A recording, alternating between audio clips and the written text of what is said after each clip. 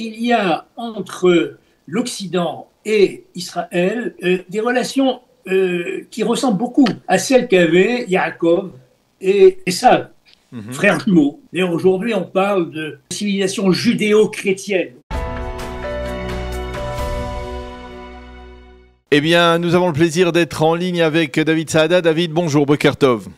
Boker Tov, Daniel. Merci d'être avec nous en cette fin de semaine. On va se projeter avec vous sur le Shabbat, sur la paracha de la semaine et aussi sur son lien avec l'actualité. C'est ce que nous essayons de faire désormais dans cette partie de l'heure d'actualité sur Radio Kalita chaque jeudi. Alors avec vous, David, je voudrais revenir. La semaine dernière, on a parlé de la relation entre Yitzhak et Ishmaël, les deux enfants d'Abraham qui se sont, on va dire, réconciliés devant sa tombe dans le caveau des patriarches à Hebron. Là, on est déjà passé dans la génération suivante, on va dire des petits-enfants d'Abraham, de Esav et de Yaakov.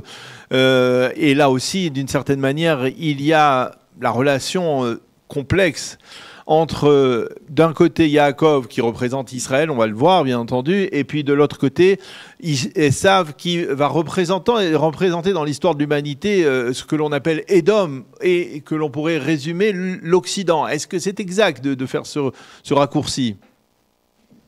Oui, c'est en tout cas la manière dont le Midrash voit le personnage de Esav. Le Midrash identifie le personnage de Esav, donc frère jumeau de Yaakov, comme étant l'ancêtre, au moins spirituel en tout cas, mais en tout cas l'ancêtre de l'Occident, de Rome d'abord, puisque le Midrash parle d'abord de la civilisation romaine, et donc par extension, la civilisation romaine s'étant prolongée dans l'Occident, la tradition considère que la descendance d'Esav, c'est effectivement ce que nous appelons aujourd'hui l'Occident. Il y a une vision de l'histoire dans le Midrash. C'est ça qui est important. Alors c'est ça, justement. On peut relier cette vision de l'histoire à l'actualité. Alors, qu'est-ce que c'est l'Occident? C'est-à-dire, qu'est-ce que c'est l'Occident et qu'est-ce qu'il y a dans la personnalité d'Esav qui le rapproche de ce que l'on connaît aujourd'hui dans l'Occident, la culture occidentale? Alors, d'abord, un mot pour dire que ce rapprochement est fondé sur des textes, notamment sur le prophète Ovadia, sur le livre de Daniel, naturellement, alors que du côté d'Ishmaël, c'est-à-dire du côté des Arabes, on reconnaît la filiation, on reconnaît l'ancêtre Ishmaël comme étant à l'origine de la nation arabe. C'est pas le cas du côté de l'Occident, c'est-à-dire c'est une vision purement juive. L'Occident n'a pas la même vision de Esav. Donc il faut le préciser. Alors pourquoi Esav est identifié à l'Occident? Alors, il y a plusieurs raisons qu'on ne peut pas toutes développer, mais je dirais il y a entre l'Occident et Israël des relations qui ressemblent beaucoup à celles qu'avaient Yaakov et Esav, frères jumeaux. D'ailleurs, aujourd'hui, on parle de manière un peu rapide de civilisation judéo-chrétienne. L'Occident, c'est le christianisme, n'est-ce pas? Et donc cette civilisation judéo-chrétienne, aujourd'hui on en parle beaucoup, il y a des livres qui s'écrivent justement là-dessus. Il y a une interrogation qu'on doit pouvoir faire à propos de cette civilisation. Est-ce qu'elle existe vraiment? Est-ce qu'on peut parler de civilisation judéo-chrétienne? Et on est en plein dans l'actualité. Oui. Parce que parler de civilisation judéo-chrétienne, c'est dans la vision du Midrash, parler dans le cadre actuel de la relation qui a commencé entre Yaakov et son frère jumeau Esav. Donc, est-ce que c'est encore pertinent de parler de ça aujourd'hui? Alors, moi, je répondrais, si vous voulez, par oui et par non. Oui, pourquoi? Parce que il y a entre Israël et l'Occident une base commune. La chrétienté a gardé, ce qui n'est pas le cas de l'islam, les livres fondamentaux, la Torah, bien qu'ils l'appellent l'Ancien Testament, qu'ils ne lisent pas de la même manière que les Juifs, en tout cas, ça fait partie des livres fondamentaux du christianisme. Et je dirais, il y a un socle de valeurs communes incontestables entre Israël et l'Occident. Mais où est la différence? Alors, je voudrais juste terminer encore sur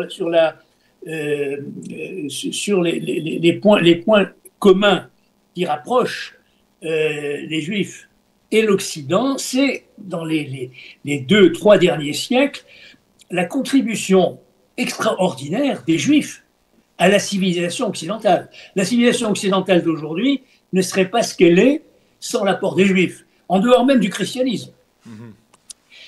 Maintenant, les différences, elles sont très grandes. Il y a d'abord des différences d'ordre théologique. On a 2 religions complètement séparées, le christianisme s'est séparé du judaïsme sur des bases qui véritablement ont creusé un fossé entre les 2 religions.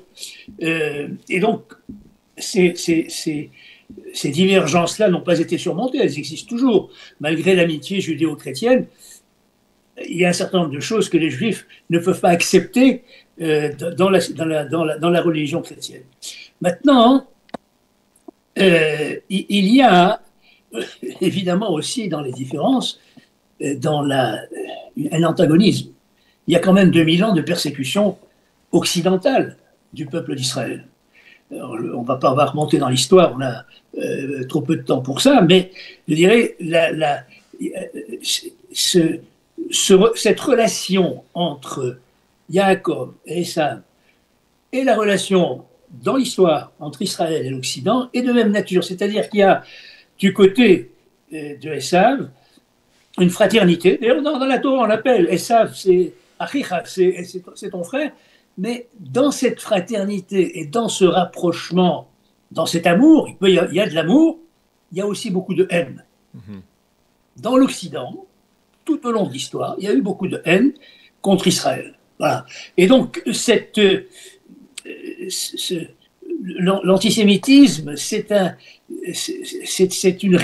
élément récurrent dans la civilisation occidentale, comme dans la civilisation musulmane d'ailleurs.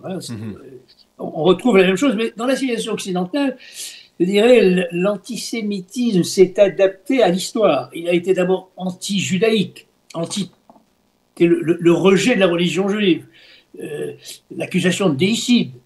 Ensuite, ça a été avec le nazisme, le peuple juif, qui est en tant que tel, qui a été mis en cause et exterminé avec la Shoah. Et maintenant, on va rentrer dans l'actualité la plus brûlante, si je puis dire. Le problème de l'antisionisme, le problème d'Israël face au monde entier et donc face à l'Occident. Et là, je vais mettre l'accent sur un point qu'on ne souligne pas suffisamment, me semble-t-il, c'est que la Palestine et le palestinisme, qui est aujourd'hui, je dirais, le moteur de la haine des Juifs, c'est une invention de l'Occident. C'est une invention de l'Occident. Le terme même de Palestine a été inventé par les Romains, par l'empereur Hadrien, qui a décidé que, pour effacer toute trace du peuple juif de la terre d'Israël, d'appeler cette terre Palestine. Il n'a jamais existé, il n'y a jamais eu de pays qui s'est appelé Palestine, même pas dans l'Antiquité. Et l'invention du peuple palestinien a été faite également par l'Occident. Ce n'est pas une invention arabe. Il n'y a jamais eu de Palestine, ni dans le Coran, ni dans l'histoire du monde arabe. Ça a été inventé, on le sait aujourd'hui, par l'Union soviétique, par le KGB, et par Arafat, qui était un agent du KGB. Donc c'est véritablement... Arafat a été le vecteur de ça, mais l'invention de l'antisionisme et du palestinisme actuel, ça vient de l'Occident. Et donc ça vient, je dirais, de la filiation de Esav, d'Edom. Et donc la question des divergences existe toujours, subsiste. Aujourd'hui, le palestinisme a gagné très facilement il a été repris, pas évidemment par le monde arabe, mais il a gagné très facilement l'Occident. On le voit dans toutes les élites mondiales de l'Occident. C'est parce qu'il est le produit de l'Occident que l'Occident parvient à s'identifier aussi facilement à une cause alors qu'elle va à l'encontre, on va dire, au niveau des valeurs traditionnelles, de toutes les valeurs portées par l'Occident. Absolument, absolument. Et je dirais, si on creuse un petit peu, on se rend compte que d'une certaine manière, et ce succès du palestinisme en Occident, c'est je dirais la répétition de ce qui faisait le fond même de la haine des Juifs à la naissance du christianisme. Il y avait à l'époque où la religion dominait l'accusation de déicide. Aujourd'hui, où on est dans un monde plutôt déterminé par les aspects politiques, etc., c'est l'accusation de génocide. C'est l'accusation de génocide qui fait du peuple palestinien inventé un peuple christique. On a, de manière que on a accusé les Juifs d'avoir tué le Christ, aujourd'hui on accuse les Juifs de tuer ce peuple palestinien. Alors c'est très intéressant ce que vous dites. Je voudrais aussi peut-être aborder un autre angle de réflexion au niveau de la comparaison. N'est-ce pas aussi il y a la relation dont on parle beaucoup entre ce que l'on appelle le Harshav, le maintenant, et la dimension de Netzach, d'éternité. L'éternité comme vecteur du peuple juif, de Yaakov, d'Israël, et l'instantané, le maintenant, le now, comme vecteur de l'Occident, peut-être même par exemple, même à travers l'héritage chrétien, c'est-à-dire certains disent que en fait Jésus est l'expression de la volonté d'impatience, on va dire, de cet Occident qui voulait trouver un Mashiach rapidement et qui s'est doté de Jésus parce qu'il n'était pas capable de rester dans la distance et dans la dimension historique et d'éternité du peuple juif. Oui, ce que vous dites est tout à fait vrai. C'est une des différences fondamentales entre Yaakov et Esav. Déjà, Yaakov, c'est l'homme qui vit sous l'attente, c'est-à-dire qui est l'homme de l'étude, qui est l'homme de la relation avec Dieu, mais je dirais dans la profondeur. Et Esav, qui est quand même le descendant d'Abraham et d'Yitzhak, donc des patriarches, a abandonné cette relation, je dirais, qui se construit dans le temps, et c'est d'ailleurs ça se retrouve, et c'est peut-être pour ça qu'on a facilement identifié ça à Rome, c'est le carpe diem. Carpe diem, c'est romain. Carpe diem, c'est-à-dire cueille le jour, c'est-à-dire jouis de l'instant. Et c'est le sens de la vie est de jouir de l'immédiat. Du présent et pas de la... Alors que dans le peuple d'Israël, il y a la durée compte. Le temps est fait d'instants qu'il faut apprécier, mais avec une projection, je dirais, une projection dans le temps, une projection dans l'avenir, une projection je dirais, dans un au-delà finalement. Et il y a dans la civilisation romaine et donc occidentale, qui s'est construite d'ailleurs avec l'Occident moderne, sur cette base-là, de la jouissance immédiate. Oui. Et donc, quelque part, il y a effectivement donc cette double relation. Comment ça doit se terminer? Parce que avec Ishmaël, vous disiez qu'il y avait une sorte de retour, on va dire, de tchouva d'Ishmaël qui reconnaissait, on va dire, l'aînesse d'Yitzhak. Est-ce que on va vers une même dimension avec Édom, avec l'Occident? Alors, malgré tout ce qu'on a dit, et que le fait que dans la civilisation judéo-chrétienne, il y a quand même des antagonismes qui subsistent et qui sont très forts, la réponse est positive, est optimiste. Il y a le Midrash, effectivement, on ne peut pas rentrer dans le détail, voit un retour aussi de Esav vers les valeurs d'Israël. Je dirais, voilà, le Midrash reste optimiste sur la fin de l'histoire, la conception historique du peuple juif telle qu'elle ressort dans le Midrash est absolument optimiste. les deux frères, Yaakov et Esav, et donc Israël et l'Occident, se rapprocheront de manière positive et définitive.